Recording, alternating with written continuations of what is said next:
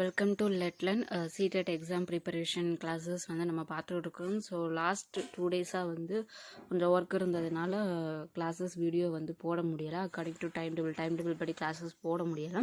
அதனால் நெக்ஸ்ட் வீக்லேருந்து நம்ம time table படி கிளாஸஸ் போடலாம். ஸோ இன்னொன்று வந்து நம்மளோட சேனலில் டெலிகிராம் சேனலில் வந்து நம்ம என்ன பண்ணியிருந்தோம் அப்படின்னா, இது சீடெட் சிடிபி ப்ராக்டிஸ் கொஸ்டின்ஸ் வந்து கூகுள் ஃபார்மில் மேக் பண்ணி நான் போட்டிருந்தேன். ஒரு 2-3 பேர், அதுக்கப்புறம் கொஞ்சம் கொஞ்சமாக வந்து நிறைய பேர் ரெஸ்பான்ஸ் ட்ரை பண்ணியிருக்கீங்க. உங்களோட ரெஸ்பான்சஸுமே வந்து இந்த ஃபார்மில் வந்து தெரியும். அது வந்து ஸோ பார்க்கும்போது ஒரு சில பேர் வந்து 20 above 22 அந்த மாதிரி வந்து ஸ்கோர் எடுத்திருக்கீங்க. ஒரு சில பேர் வந்து 10, 15, 18 அந்த மாதிரி இருக்கீங்க. ஸோ கொஸ்டினில் வந்து நீங்கள் ப்ராக்டிஸ் பண்ணும் பொழுது நான் பார்க்குறது என்னென்னா, மோஸ்ட்லி வந்து எதில் விடுறீங்க அப்படின்னா, இந்த இன்கரெக்ட் கரெக்ட், உங்களுக்கு கொஸ்டினில் வந்து எது வந்து இன்கரெக்ட் அப்படின்னு கேட்டிருக்காங்க. ஒரு சில கொஸ்டினில் இது வந்து கரெக்டான ஸ்டேட்மெண்ட் அப்படின்ற கேட்கக்கூடிய கொஸ்டினில் மோஸ்ட்லி நிறைய பேர் வந்து மிஸ்டேக் பண்ணுறீங்க. ஸோ கொஸ்டினை ரீட் பண்ணும்பொழுது அது வந்து ஃபுல்லாக ரீட் பண்ணுங்கள். ரீட் பண்ணிவிட்டு அதில் இன்கரெக்டுன்னு கேட்டிருக்காங்களா கரெக்டுன்னு கேட்டிருக்காங்களான்னு பார்த்து ஆன்சர் பண்ணுங்கள். ஏன்னா நிறைய பேர் வந்து தப்பு விட்டுருக்குறது பார்த்தீங்க அப்படின்னா அதில் தான் வந்து மிஸ்டேக் பண்ணியிருக்கீங்க. ஸோ அதுக்கப்புறம் பார்த்தோம் அப்படின்னா, சில கான்செப்டை வந்து கரெக்டாக புரிஞ்சுக்கோங்க. டெவலப்மெண்ட்டை, சோசியலைசேஷன், அந்த சோசியலைசேஷனில் இருக்கக்கூடிய ஏஜென்ட்ஸ் என்ன அப்படின்ற அந்த மாதிரியான கான்செப்டை வந்து ஃபுல்லாக வந்து தெரிஞ்சுக்கோங்க. தெரிஞ்சுட்டு அதை புரிஞ்சுட்டு அந்த கொஸ்டினை புரிஞ்சுட்டு நீங்கள் வந்து ஆன்சர் பண்ணுங்கள். எடுத்தோன்னே ஒரு சில பேர் வந்து அந்த ஸ்டார்டிங் இதை மட்டும் பார்த்து ராங்காக ஆன்சர் பண்ணுறீங்க, அந்த மாதிரி வந்து இருக்குது. ஸோ அதனால் கொஸ்டினை ஃபுல்லாக ரீட் பண்ணுங்கள். ரீட் பண்ணி கான்செப்ட் எதை பேஸ் பண்ணியிருக்குன்றதை பார்த்துட்டு அதுக்கப்புறம் அது என்ன அப்படின்றத ஆன்சர் பண்ணுங்க. கொஸ்டின் வந்து இன்கரெக்டாக கரெக்டான அது ஸ்டேட்மெண்ட்டில் வந்து இன்கரெக்டுன்னு கேட்டிருக்காங்களா கரெக்டுன்னு கேட்டிருக்காங்களான்றது அதையுமே நல்லா நோட் பண்ணிவிட்டு ஆன்சர் பண்ணுங்கள். ஸோ இன்றைக்கி வந்து நம்ம ஸ்டார்டிங்கில் வந்து ஒரு ப்ராக்டிஸ் கொஸ்டின் 15 கொஸ்டின்ஸ் வந்து நம்ம போட்டிருந்தோம் கூகுள் ஃபார்மில். ஸோ அதுக்குரிய ஆன்சர் டிஸ்கஷன் பார்க்கலாம். ஸோ நீங்கள் எந்த இதில் நீங்கள் ஆன்சர் பண்ணீங்க, அதாவது எந்த பேசிக்கில் உங்களோட கான்செப்ட் அண்டர்ஸ்டாண்டிங்கும் உங்களோட ஆன்சரிங் அந்த இதுவுமே இந்த எக்ஸ்ப்ளனேஷன் வீடியோவை பார்த்து உங்களோட இந்த சிடிபியில் வந்து உங்களோட லெவல் வந்து எப்படி இருக்குது அப்படின்றத செக் பண்ணிக்கோங்க. ஸோ ஃபஸ்ட்டு கொஸ்டின் பார்க்கலாம். ஃபர்ஸ்ட் கொஸ்டின் வந்து development is a ending process. This idea is associated with, அதாவது டெவலப்மெண்ட் அப்படின்றது ஒரு எண்டிங் ப்ராசஸ் அப்படின்னு வந்து கொடுத்துருக்காங்க. ஸோ இந்த டெவலப்மெண்ட் அப்படின்றது முடியக்கூடிய ஒரு ப்ராசஸ் அப்படின்றப்போ இது வந்து எந்த கான்செப்டோட, இந்த ஐடியா வந்து எந்த கான்செப்டோட ரிலேட் ஆனது அப்படின்னு சொல்லி கேட்டிருக்காங்க. ஸோ எண்டிங் ப்ராசஸ் அப்படின்றப்ப என்ன அப்படின்னா அதோட அந்த வளர்ச்சி, அதோட இது. ஸோ இதில் எண்டிங் அப்படின்றப்போ அப்போ அது ஒரு பர்டிகுலர் டைமில் எண்டிங் முடியுது அப்படின்னா அது ஒரு டைமில் என்ன ஆயிருக்கும் அப்படின்னா தொடர்ந்துக்கிட்டே இருக்கும். அந்த டெவலப்மெண்ட் அப்படின்றது கண்டினியூஸாக வந்துட்டே தான் இருக்கும். இப்போ நம்ம ஆல்ரெடி சொன்ன மாதிரி டெவலப்மெண்ட் அப்படின்றது என்ன அப்படின்னா த்ரூ அவுட் த லைஃப்பில் நமக்கு வந்து இருக்கும். அதாவது நம்மளோட ப்ரீநெட்ரல் ஸ்டேஜ்லேருந்து last throughout the life வரைக்கும் டெவலப்மெண்ட் அப்படின்றது இருக்கும்.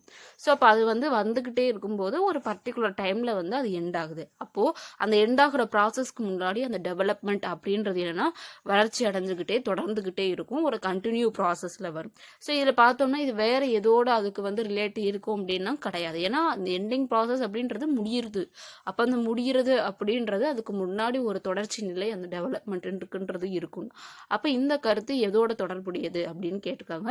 ஸோ ஆப்ஷன்ஸ் பார்த்தோம் அப்படின்னா பிரின்சிபல் ஆஃப் இன்டர் ரிலேஷன்ஸ் மீன் வேற ஏதாவது ஒரு இதோட தொடர்புடைய கொள்கைன்னு சொல்லியிருக்காங்க. ஸோ இந்த எண்டிங் ப்ராசஸ் அப்படின்ற இந்த ஐடியா வந்து மற்ற ஏதாவதோட தொடர்புடையதை வந்து சொல்லுது அப்படின்னா கிடையாது. ஏன்னா எண்டிங் அப்படின்றப்போ முடிவு நிலை அப்படின்னா அந்த நிலைக்கு முன்னாடி சில கடந்த இது இருக்கும், தொடர்ச்சியான நிலைகள் வந்து இருந்திருக்கும். அந்த முடிவுக்கு வர்றது முன்னாடி அது தொடர்ச்சியாக வந்துக்கிட்டே இருந்திருக்கும்.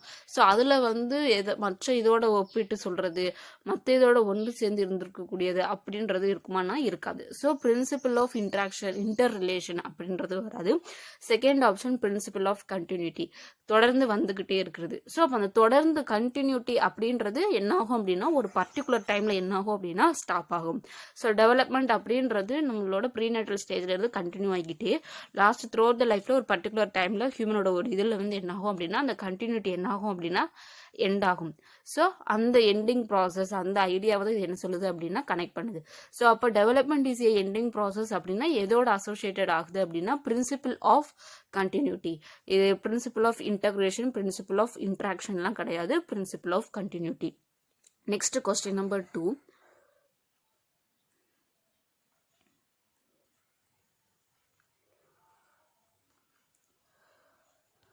Human development is based on certain principles. Which of the following is not a principle of human development? அதாவது ஹியூமன் டெவலப்மெண்ட் அப்படின்றது நம்ம என்ன பார்த்துருக்கோம் அப்படின்னா ஆல்ரெடி இப்போ பிரின்சிபல்ஸ் ஆஃப் டெவலப்மெண்ட் பார்த்துருப்போம். ஸோ அதான் ஹியூமன் டெவலப்மெண்ட்ன்றது ஒரு குறிப்பிட்ட பிரின்சிபல்ஸ் கொள்கைகளை அடிப்படையாக கொண்டு இருக்கக்கூடியது.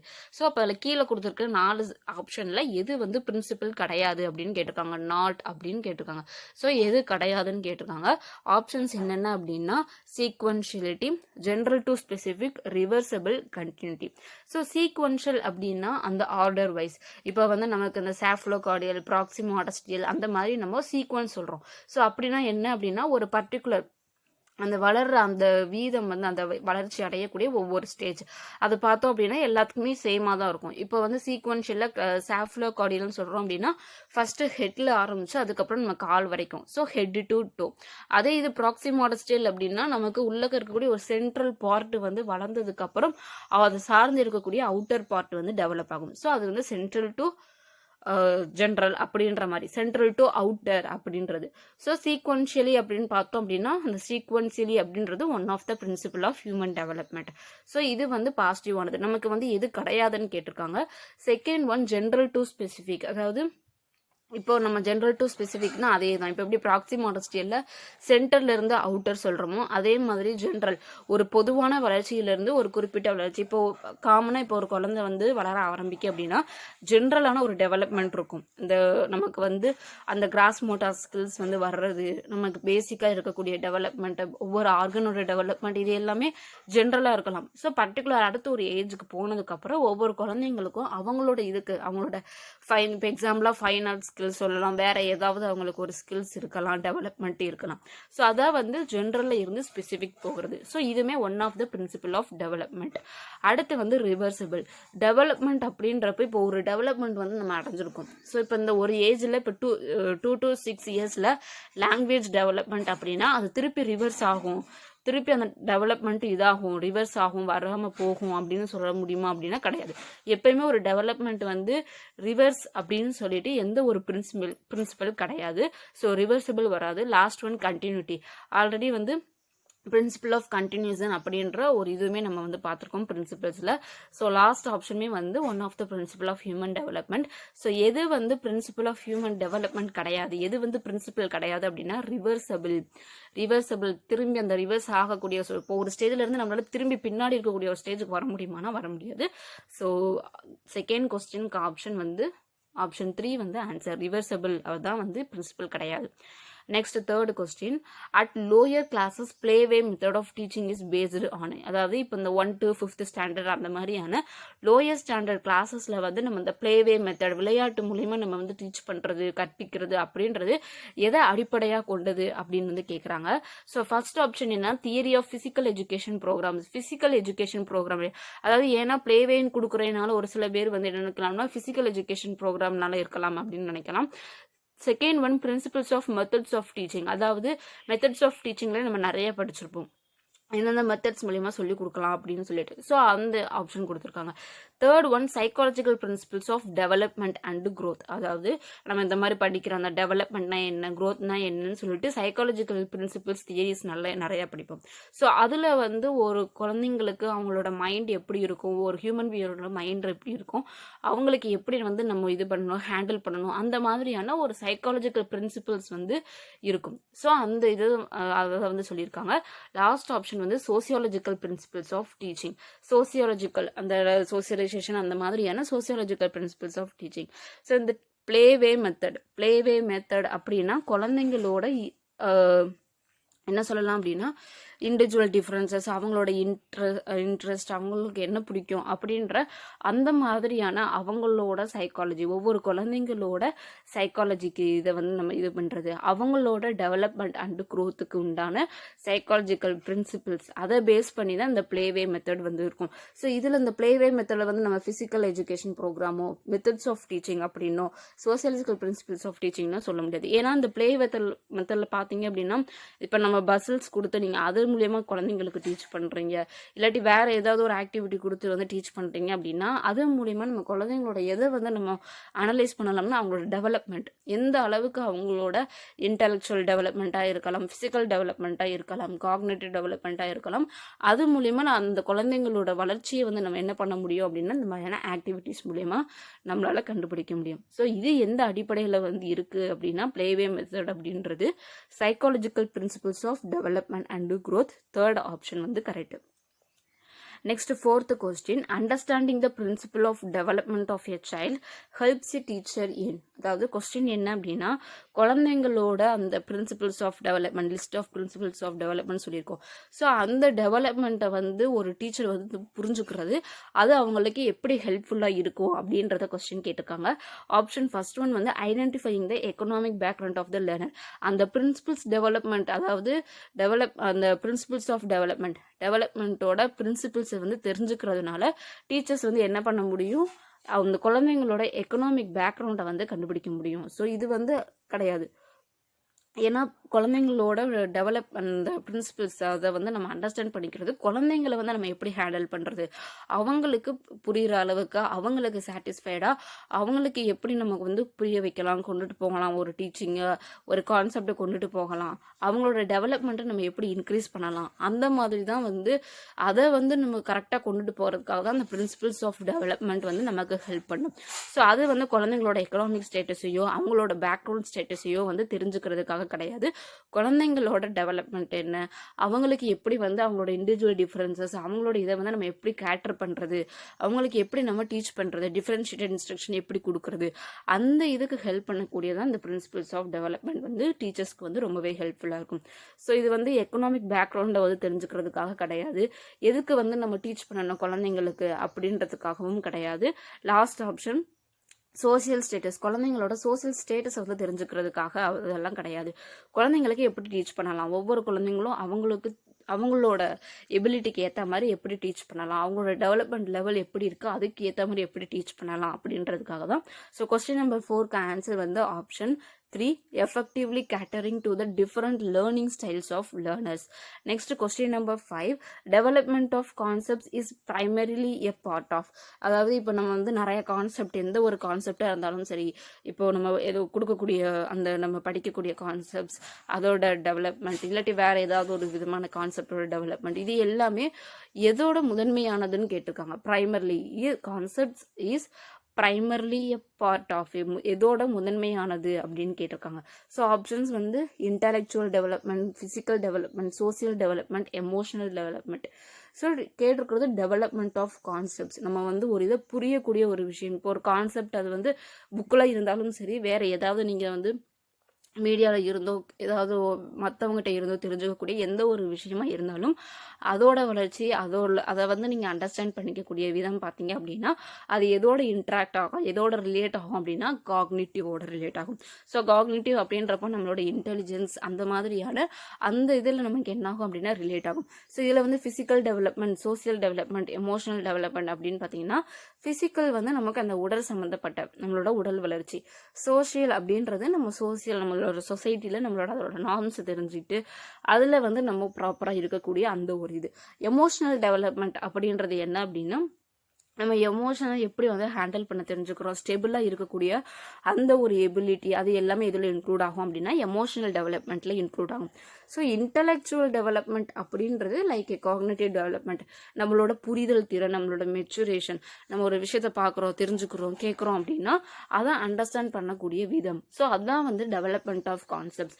ஸோ அது எதோட முக்கியமான முதன்மையான பகுதி அப்படின்னா இன்டலெக்சுவல் டெவலப்மெண்ட்டோட முக்கியமான பகுதி. ஸோ கொஸ்டின் நம்பர் 5க்கு ஆன்சர் வந்து option A, intellectual development. Next question number 6, the statement, அதாவது ஒரு ஸ்டேட்மெண்ட் கொடுத்துருக்காங்க. An important precondition for the proper development of a child is ensuring her or his healthy physical development. அதாவது இப்போ ஒரு குழந்தை இருக்கு அப்படின்னா அந்த குழந்தைக்கு தேவையான முன்கூட்டி precondition, an important precondition for the proper development of the child. ஒரு குழந்தைக்கு முதன்மையாக இருக்கக்கூடிய முக்கியமான முன்னேற்றம், முக்கியமான வளர்ச்சி அப்படின்றது என்னன்னா ஃபிசிக்கல் டெவலப்மெண்ட் அப்படின்னு கொடுத்துருக்காங்க. அதுவும் ஹெல்த்தியான ஃபிசிக்கல் டெவலப்மெண்ட் அப்படின்றது. ஸோ இந்த ஸ்டேட்மெண்ட் வந்து கரெக்டாக இல்லையா அந்த மாதிரி வந்து கேட்டிருக்காங்க. ஸோ ஆப்ஷன்ஸ் வந்து என்னென்ன அப்படின்னா ஃபர்ஸ்ட் ஒன் வந்து மேபி இன்கரெக்ட், அதாவது தப்பாக இருக்கலாம். ஏன்னா டெவலப்மெண்ட் வந்து ஒவ்வொரு தனி நபர்களுக்கும் அதாவது வேறுபடும் அப்படின்றது. ஸோ இது என்ன அப்படின்னா வேறுபடும் அப்படின்றது கரெக்டு. ஏன் அப்படின்னா அந்த ரேட் ஆஃப் டெவலப்மெண்ட், அந்த வளர்ச்சியோட வீதம், அது எல்லாமே என்ன ஆகும் அப்படின்னா குழந்தைகளுக்கு வந்து வேறுபடுமே தவிர அந்த சீக்வன்ஸ், அந்த ஆர்டர் வந்து என்ன ஆகுது அப்படின்னா மாறாது. ஸோ ஃபிசிக்கல் டெவலப்மெண்ட்ன்றது ஒன் ஆஃப் த டெவலப்மெண்ட். அந்த ஃபிசிக்கல் டெவலப்மெண்ட் என்ன அப்படின்னா எல்லா இதோடையுமே ஃபிசிக்கல் டெவலப்மெண்ட்னு கிடையாது. Physical development, social development, cognitive development, emotional development, இந்த 4மே வந்து பார்த்தோம் அப்படின்னா ஒன்றுக்கு ஒன்று இன்டர்லிட்டட் ஆனது. இதில் ஒன்று கூட ஏதாவது ஒரு லேக்காக இருந்துச்சு அப்படின்னா குழந்தைக்கு ப்ராப்பரான டெவலப்மெண்ட் வந்து இருக்காது. ஸோ அதான் வந்து நம்ம தியரி கிளாஸஸ்லுமே சொல்லியிருப்போம், எல்லா டெவலப்மெண்ட்டுமே வந்து இன்டர் ரிலேட்டட் அப்படின்னு சொல்லிட்டு. ஸோ ஸ்டேட்மெண்ட் என்ன கொடுத்துருக்காங்கன்னா இம்பார்ட்டண்டான ஒரு ப்ரீ கண்டிஷன் டெவலப்மெண்ட் வந்து குழந்தைங்களுக்கு தேவை, ஒரு முன்னேற்றம், ஆரம்ப வளர்ச்சி தேவை அப்படின்னா குழந்தைங்களுக்கு ஒரு நல்ல ஹெல்த்தியான ஃபிசிக்கல் டெவலப்மெண்ட் வேணும் அப்படின்றது. ஸோ இது பார்த்தீங்கன்னா இது வந்து கரெக்டான ஸ்டேட்மெண்ட் தான். ஸோ அடுத்த செகண்ட் ஆப்ஷன் பார்த்தோம்னா ஃபர்ஸ்ட் ஆப்ஷன் வராது. செகண்ட் ஒன் இஸ் ட்ரூ, அதாவது ட்ரூ கொடுத்துருவாங்க. அந்த ஸ்டேட்மெண்ட் வந்து கரெக்ட் தான். ஸோ நீங்கள் இதில் பார்த்த உடனே ஸ்டேட்மெண்ட்டில் பார்த்த உடனே இந்த ஸ்டேட்மெண்ட் வந்து கரெக்ட். ஸோ ஆப்ஷன்ஸில் பார்த்தீங்கன்னா எங்கே கரெக்ட் கொடுத்துருக்குன்னு பாருங்க. செகண்ட் ஆப்ஷனும் தேர்ட் ஆப்ஷனும் தான். ஃபர்ஸ்ட் ஆப்ஷனும் செகண்ட் ஆப்ஷனும் வந்து இன்கரெக்ட்னு கொடுத்துருக்காங்க. ஸோ ரெண்டு இல்லை, ஃபர்ஸ்ட்டும் வராது லாஸ்ட்டும் வராது. ஸோ இந்த ரெண்டில் ஏதாவது ஒன்றா இருக்கும். ஸோ செகண்ட் ஆப்ஷன் என்ன கொடுத்துருக்காங்கன்னா இது வந்து ட்ரூ. பிகாஸ் ஏன் அப்படின்னா ஃபிசிக்கல் டெவலப்மெண்ட் வந்து மற்ற டெவலப்மெண்ட்டை விட முதன்மையான டாப் மோஸ்ட் பிளேஸில் வந்து இருக்குன்னு சொல்லியிருக்காங்க. ஸோ டாப் மோஸ்ட் பிளேஸில் இருக்கிறதுக்காக இது வந்து உண்மை கிடையாது. எல்லா டெவலப்மெண்ட்டுமே physical 4 types of development, physical development, emotional, social, cognitive, இந்த எல்லா டெவலப்மெண்ட்டுமே ஒன்றுக்கு ஒன்று வந்து ஒரு இன்டர் ரிலேட்டடோட ஒரு கனெக்ஷனோட இருக்கிறதுனால ஃபிசிக்கல் டெவலப்மெண்ட் அப்படின்றது ஒரு சஃபிஷியன்ட், ஒரு நெசசரியான ஒரு விஷயம். ஸோ அதனால் வந்து செகண்ட் ஆப்ஷன் வந்து வராது. டாப் மோஸ்ட் பிளேஸில் இருக்கிறதுனால இது கரெக்ட் அப்படின்லாம் கிடையாது. எல்லா டெவலப்மெண்ட்டுமே வந்து இன்டர் ரிலேட்டாக இருக்கிறதுனால இது வந்து ட்ரூ அப்படின்னு சொல்லலாம். Third option is true because physical development is the interrelated with other domains of development. Physical development வந்து மற்ற டெவலப்மெண்ட்டோட இன்டர் ரிலேட் ஆகிருக்கிறதுனால இந்த ஸ்டேட்மெண்ட் வந்து ட்ரூ. ஸோ இதுதான் வந்து கரெக்டான ஆன்சர் 6th கொஸ்டினுக்கு. தேர்ட் ஆப்ஷன் வந்து correct. Next seventh question. Which of the following are the external factors affecting the interest of student in classroom? இப்போ ஒரு கிளாஸ் ரூம்ல இருக்காங்க, ஒரு குழந்தைங்க இருக்காங்க அப்படின்னா அவங்களோட ஆர்வத்தை வெளிப்புறத்துல இருந்து பாதிக்கக்கூடிய காரணங்கள் என்னென்னு கேட்டுக்கோங்க. ஸோ வெளிப்புறம் அப்படின்னா எக்ஸ்டர்னல் ஃபேக்டர்ஸ்.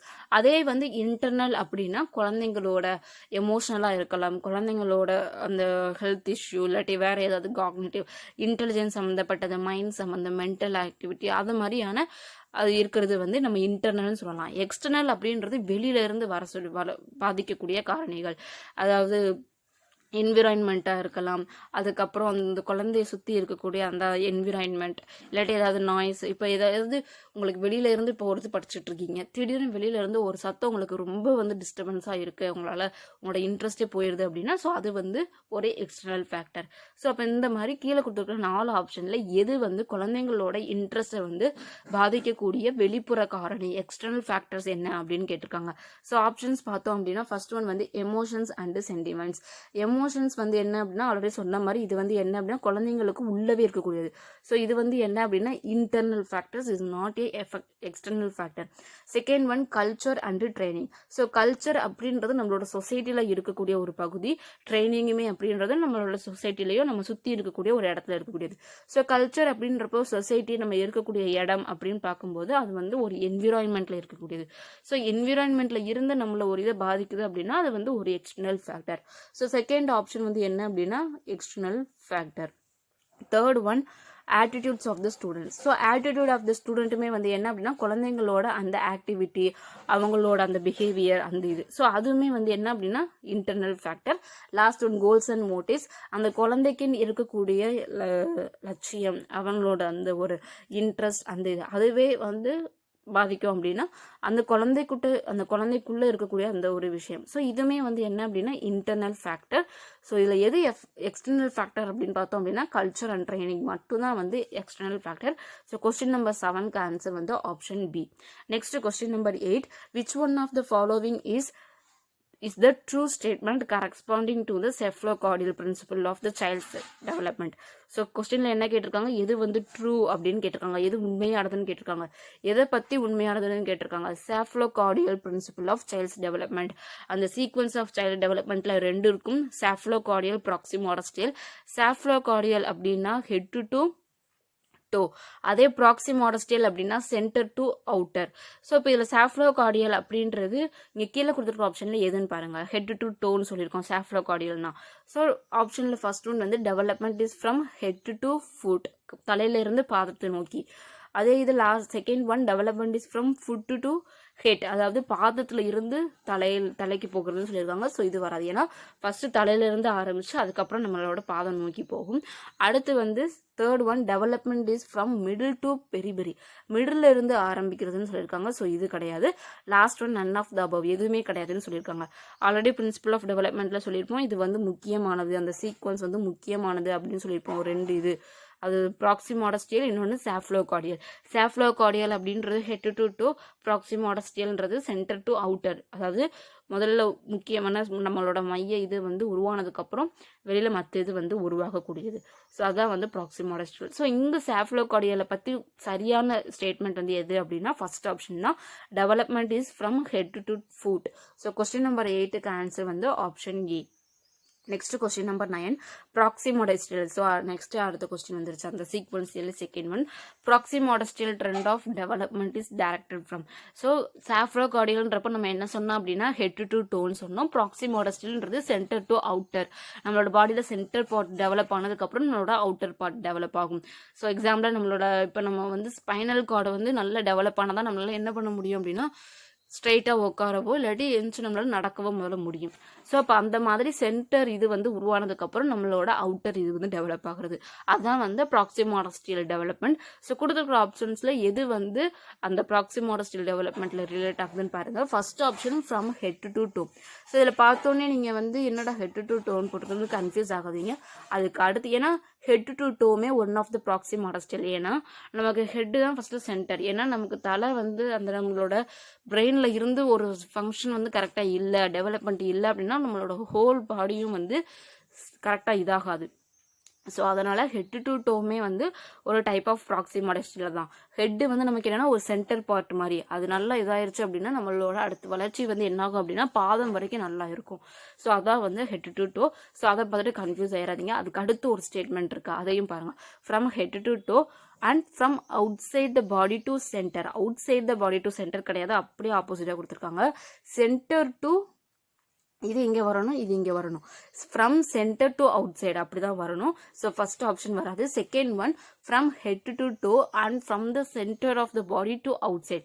சென்டர்ல இருந்து சென்டர் இது டெவலப் ஆகும், அதுக்கப்புறம் அவுட் சைடு இது டெவலப் ஆகும். ஸோ இதான் வந்து கரெக்டான ஆன்சர். கொஸ்டின் நம்பர் 9க்கு ஆன்சர் வந்து ஆப்ஷன் பி. ஸோ இந்த டெவலப்மெண்ட்டில் பிரின்சிபல்ஸ் ஆஃப் டெவலப்மெண்ட் எல்லாமே முக்கியமானது. அதில் பர்டிகுலராக வந்து இந்த இது ப்ராக்சிமா சீக்வன்ஸ் ஆஃப் இதில் சாஃப்லோகார்டியல்னா என்ன, ப்ராக்சிமோடஸ்டியல்னா என்னன்றதை நல்லா தெளிவாக படிச்சுக்கோங்க, குழப்பிக்க கூடாது. ஏன்னா ப்ரீவியஸ் இயர் கொஸ்டின்ஸ் எல்லாம் ரிப்பீட்டடாக கேட்டிருக்காங்க. அடுத்து 10th கொஸ்டின் பார்க்கலாம். Which of the following is a principle of development. அதாவது கீழே கொடுத்துருக்கிற 4 ஸ்டேட்மெண்ட்ல எது வந்து பிரின்சிபல் ஆஃப் டெவலப்மெண்ட் அப்படின்றது கேட்டிருக்காங்க. ஸோ ஃபர்ஸ்ட் ஆப்ஷன் வந்து all process of development are not inter கனெக்டட்னு கொடுத்துருக்காங்க. நம்ம பார்த்துருக்க எல்லா டெவலப்மெண்ட்டோட ப்ராசஸ் வந்து இன்டர் கனெக்டட்னு கொடுத்துருக்காங்க.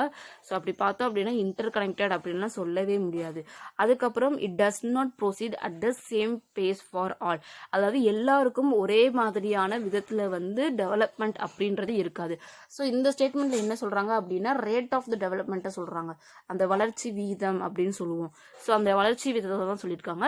Third one development is always linear, எப்பவுமே லீனியர் அப்படின்னு கொடுத்துருக்காங்க. Last one it is a discontinues process அப்படின்னு கொடுத்துருக்காங்க. ஸோ இதில் பார்த்தோம் அப்படின்னா எது பிரின்சிபல் ஆஃப் டெவலப்மெண்ட் அப்படின்னு மட்டும்தான் கேட்டிருக்காங்க. ஸோ இதில் வந்து இன்டர் கனெக்டட் அப்படின்றது சொல்லவே முடியாது. ஆல்ரெடி நம்ம வந்து டெவலப்மெண்ட் எல்லாமே இன்டர் ரிலேட்டட்னு சொல்லியிருக்கோம். ஸோ இன்டர் கனெக்டட் அப்படின்றது ஸோ ஃபர்ஸ்ட் ஆப்ஷன் வராது. Second one, it does not proceed at the same pace for all. எல்லாருக்குமே வந்து என்ன ஆகாது அப்படின்னா ஒரே வேகத்தில் இதாகாது. ஆல்ரெடி சொன்ன மாதிரி ஒவ்வொரு தனிநபருக்கும் வந்து அந்த வளர்ச்சி வீதம் அப்படின்னு என்ன ஆகும் அப்படின்னா வேறுபடும், ஒரே மாதிரி இருக்காதுன்னு சொல்லியிருக்கோம். ஸோ அப்படி பார்க்கும்போது இந்த ஸ்டேட்மெண்ட் வந்து correct. It does not proceed at the same pace for all. எல்லாருக்கும் ஒரே வேகத்தில் ஒரே வளர்ச்சி அப்படின்றது இருக்காது. அந்த ஆர்டர் வந்து சேமா இருக்குமே தவிர அந்த வளர்ச்சி வேகம் வீதம் வந்து சேமா இருக்காது. ஸோ கொஸ்டின் நம்பர் 10க்கு ஆன்சர் வந்து option B. Next question number 11, a child coming to preschool for the first time cries profusely after 2 years. When the same child goes to the primary school for the first time, he does not express his tension by crying, rather his shoulder and neck muscles become tense.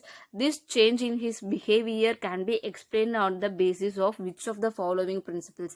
அதாவது ஒரு குழந்தை வந்து இந்த மாதிரி இந்த primary ஸ்கூல்ல first ஸ்டார்டிங்ல சேர்க்கும் போது நான் ரொம்ப அழுகுறாங்க. அதே இது வந்து அதுக்கப்புறம் வந்து சேர்க்கும்போது, அதாவது ப்ரீ ஸ்கூல்ல சேர்க்கும் பொழுது ரொம்ப வந்து அழுகுறது அந்த மாதிரி இருக்குது.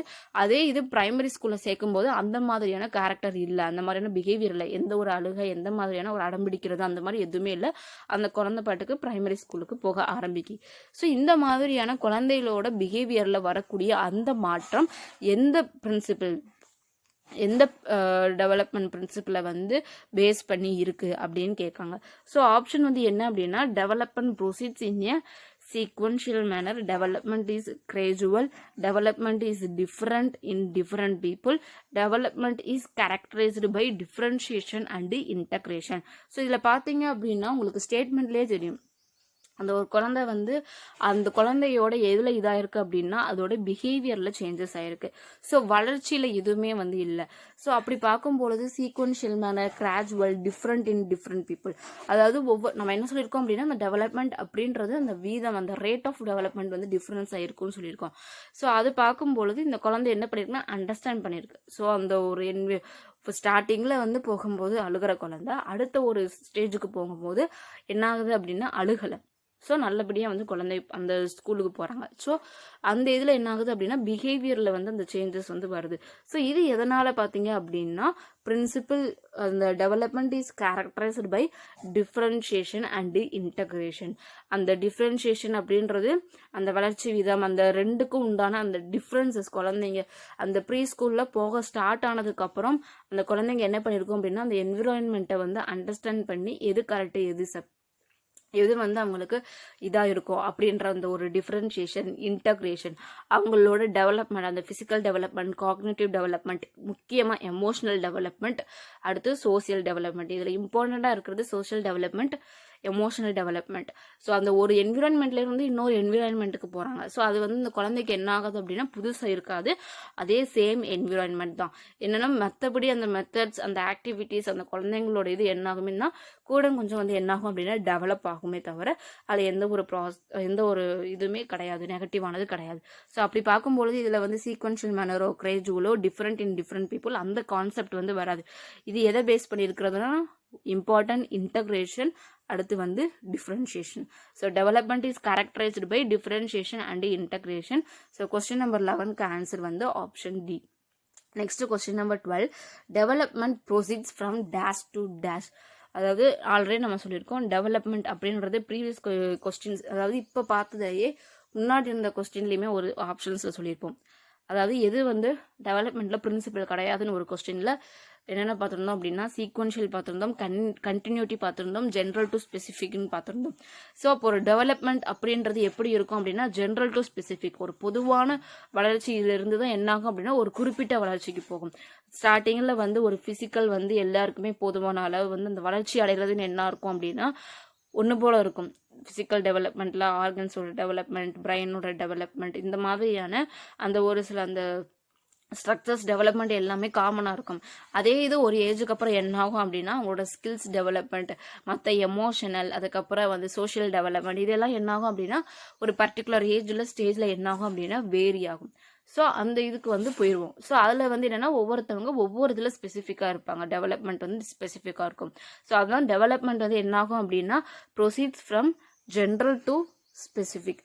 ஸோ இதில் பார்த்தோம் அப்படின்னா ஆப்ஷன் வந்து last one general specific. So development proceeds from general to specific, இதுவுமே ஒரு இம்பார்ட்டண்டான பாயிண்ட், இதையும் வந்து நோட் பண்ணி வச்சுக்கோங்க. Next last 13th question, the greatest contribution of psychology to education. அதாவது இந்த சைக்காலஜி அப்படின்றத ஒன்று வைக்கிறோம். இப்போ நம்ம சைல்டு டெவலப்மெண்ட் அண்ட் பெடககி படிக்கிறோமே, இதுவுமே ஒரு சைக்காலஜி தான்.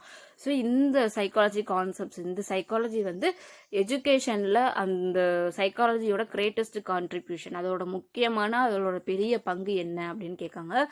ஆப்ஷன்ஸ் வந்து subject centred education, teacher centred education, activity based education, child centred education. So இந்த சைக்காலஜி அப்படின்றது எதுக்காக அப்படின்னா குழந்தைங்கள நம்ம புரிஞ்சுக்கணும்.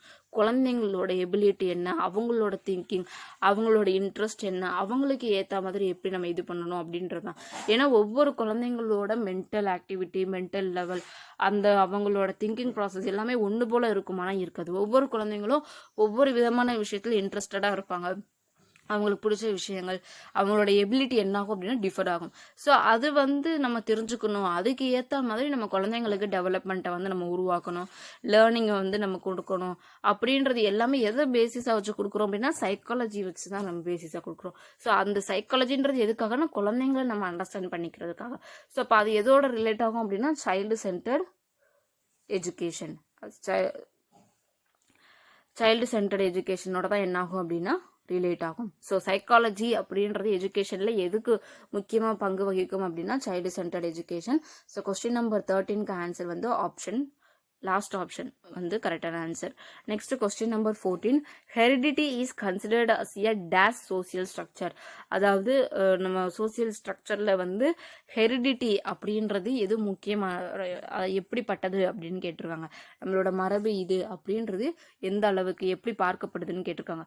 ஸோ இதில் ஆப்ஷன்ஸ் பார்த்தோம்னா secondary, dynamic, static, primary. So இதில் செகண்டரின்றது வராது, டைனமிக்ன்றது வராது. ஏன்னா ஹெரிடிட்டி வந்து மாறக்கூடியது கிடையாது.